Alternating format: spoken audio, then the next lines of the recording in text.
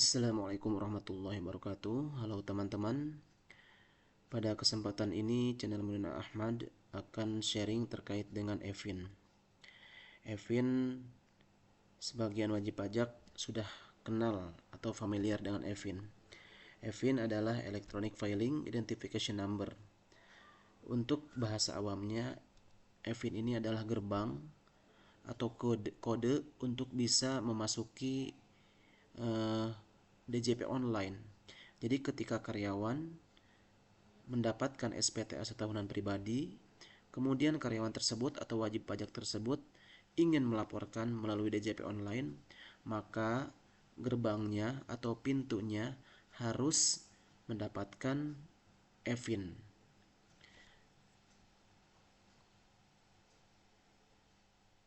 Kemudian saya akan sampaikan juga secara detail ya terkait dengan Evin ini. Evin adalah Electronic Filing Identification Number, merupakan 10 digit nomor identitas yang diterbitkan oleh Direktorat Jenderal Pajak atau DJP kepada wajib pajak. Kemudian kode Evin digunakan sebagai identifikasi bagi setiap wajib pajak agar dapat melakukan transaksi elektronik seperti pelaporan SPT. Nah, seperti saya singgung pada pertama tadi, bahwasanya Evin ini merupakan gerbang untuk melakukan transaksi elektronik seperti pelaporan 1721A1 tahunan pribadi. Kemudian Evin merupakan syarat yang wajib untuk melakukan e-filing baik di website DJP online ataupun di ASP dengan fitur e-filing pajak. Kemudian juga bahwasannya dengan Evin wajib pajak dapat melaporkan SPT atau surat pemberitahuan tahunan via online dengan aman tanpa perlu ke KPP terdekat. Kenapa aman? Karena sudah terenkripsi sehingga kerahasiaan data sudah terjamin. Kemudian Evin juga harus kita ketahui juga terdiri dari dua jenis, yaitu Evin yang sifatnya untuk pajak badan atau perusahaan dan juga Evin pajak pribadi. Nah, pada kesempatan ini saya akan menjelaskan tentang Evin pajak pribadi. Kemudian apa sih fungsi dari Evin pajak ini? Nah, fungsi Evin pajak pribadi itu banyak sekali fungsinya ya. Yang pertama adalah wajib pajak dapat merasakan manfaat lapor SPT online yang sangat besar seperti hemat waktu dan juga penyimpan data bukti lapor yang sudah berbasis data web dalam jangka panjang. Mungkin sebelum ada Evin ini, wajib pajak yang mendapatkan SPT 1 tahunan pribadi dari perusahaan itu sering melaporkan ke KPP dengan membawa kertas secara fisik. Tentunya selain waktu juga ya, yang kedua adalah terkait dengan keamanan data dan juga butuh tempat penyimpanan khusus agar kertas SPT yang dibawa itu aman, artinya tidak berpindah tangan ataupun diketahui oleh pihak yang tidak bertanggung jawab. Kemudian fungsi selanjutnya bahwa Evin berfungsi untuk autentikasi agar transaksi pajak online bisa dienkripsi sehingga menjamin kerahasiaan data perpajakan. Jadi Evin ini dapat menjamin wajib pajak terkait dengan kerahasiaan data perpajakan.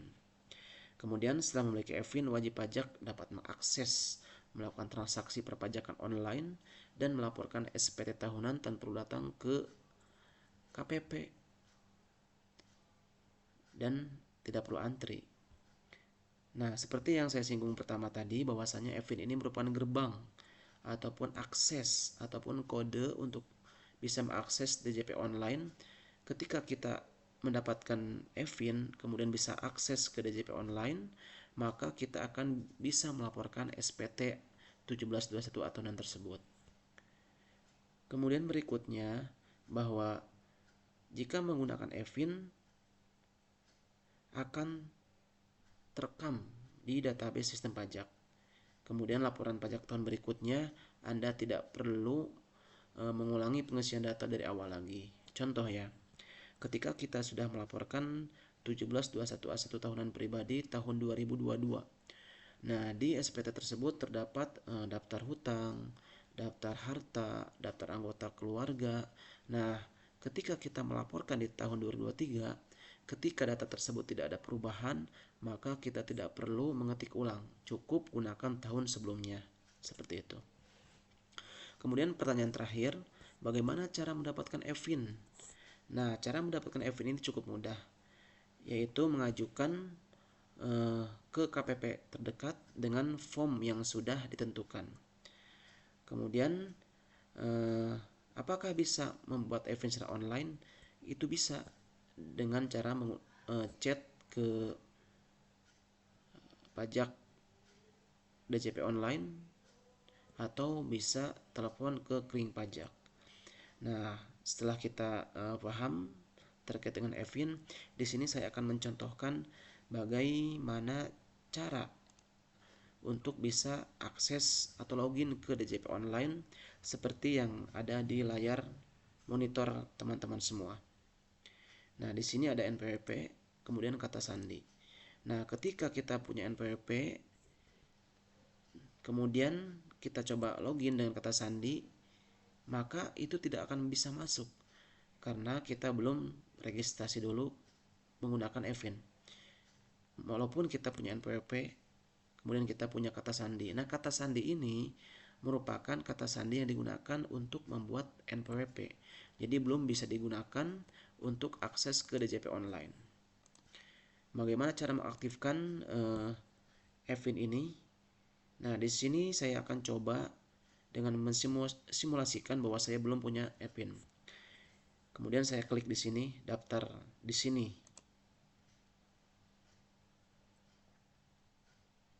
Kita tunggu masih loading terkait dengan DJP online. Nah, seperti yang terlihat di layar, di sini akan disebutkan NPWP kita, kemudian Evin. Nah, Evin ini adalah yang kita dapatkan dari KPP terdekat. Nah, kemudian di samping kirinya juga ada petunjuk nih. Dapatkan Evin Electronic Filing Identification Number di kantor pelayanan pajak atau KPP terdekat bagi wajib pajak orang pribadi atau di KPP terdaftar bagi wajib pajak badan. Nah, ketika wajib pajak pribadi itu bebas mendapatkan Evin dimanapun KPP, yang penting terdekat dengan tempat kerja atau domisili. Sedangkan untuk wajib pajak itu hanya bisa mendapatkan Evin dari KPP terdaftar. Itu perbedaannya. Kemudian untuk melakukan registrasi akun, masukkan NPWP, Evin dan kode keamanan. Nah, ini. Ketika kita punya NPWP, kemudian kita Evin kita sudah dapatkan, kemudian kita kode keamanannya masukkan dan submit. Ini adalah petunjuk untuk mendaftarkan pertama kali ketika kita mendapatkan Evin. Baik, kita back ya teman-teman. Nah, kemudian bagaimana jika kita belum menerima email aktivasi? Nah, kita klik aja nih. Ketika kita sudah daftar di sini, kemudian submit tetapi belum ada aktivasi atau kode aktivasinya ke email kita, maka kita klik di sini. Nah, cara untuk mengirim ulang email aktivasi ini mungkin ada beberapa kendala. Yang pertama, kita harus memastikan bahwasanya Evin ini sudah benar diinput. Kemudian, jika Anda lupa atau tidak menyimpan Evin, silahkan cetak ulang Evin di KPP. Nah, informasi nomor Evin juga bisa diperoleh dengan live chatting dengan agen chat pajak pada laman pajak.go.id. Mohon maaf teman-teman, tadi di awal saya jelaskan bahwa apakah mendapatkan Evin bisa online, ternyata tidak bisa dilakukan. Jadi silakan wajib pajak untuk datang langsung ke KPP terdekat dengan mengisi form yang sudah ditentukan oleh Dirjen Pajak dan kemudian akan diberikan Evin. Nah, Untuk online di sini bagi teman-teman yang memang lupa akan password NPWP, maka harus menggunakan Evin. Nah, Evin ini wajib kita simpan. Karena ketika kita melakukan reset password itu harus dimasukkan Evin terlebih dahulu. Kemudian jika lupa Evin yang kita dapatkan sebelumnya, kita bisa live chatting nih. Atau bisa chat pajak pada laman www.pajak.go.id, atau bisa mention di akun Twitter Kering Pajak, atau bisa telepon ke Kering Pajak di 1500200. Nah, kemudian kembali ke pembahasan sebelumnya, jika email aktivasi belum ada, maka kita pastikan dulu email yang kita masukkan sesuai. Kemudian apakah benar NPWP maupun EVIN yang diinput itu sesuai atau belum. Jadi harus pastikan kesesuaian data yang seharusnya. Oke, kita simulasikan bahwa kita sudah mendapatkan EVIN dan udah bisa login ya. Kita back. Nah, kemudian apabila kita sudah aktivasi EVIN dan sudah buat password, maka kita bisa login ke sini. Di sini saya akan coba simulasikan login ke DJP Online menggunakan NPWP yang saya punya.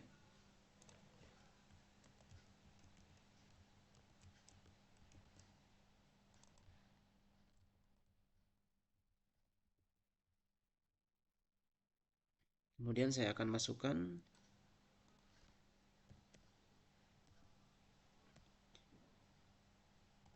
kodenya dan login.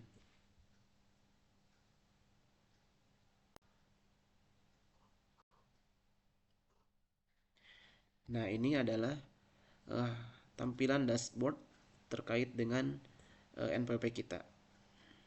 Kemudian jika memang sudah paham, kita bisa langsung ke lapor di sini. Kemudian ketika kita sudah masuk ke menu lapor, kita bisa klik e-filing. Dan kemudian kita langsung buat SPT. Nah, ini merupakan langkah-langkah dari cara mendapatkan EVIN, kemudian aktivasi EVIN, buat password, kemudian login ke DJP Online. Mungkin itu yang bisa saya sampaikan terkait dengan EVIN. Apabila teman-teman butuh informasi terkait dengan bagaimana cara pelaporan 1721A1 tahunan pribadi, teman-teman bisa cek di YouTube saya sebelumnya sudah saya upload. Semoga bermanfaat. Terima kasih. Jangan lupa untuk like, share, dan subscribe channel YouTube Nur Ahmad agar terus bisa memberikan konten-konten yang edukatif dan bisa bermanfaat untuk kita semua. Terima kasih. Wassalamualaikum warahmatullahi wabarakatuh.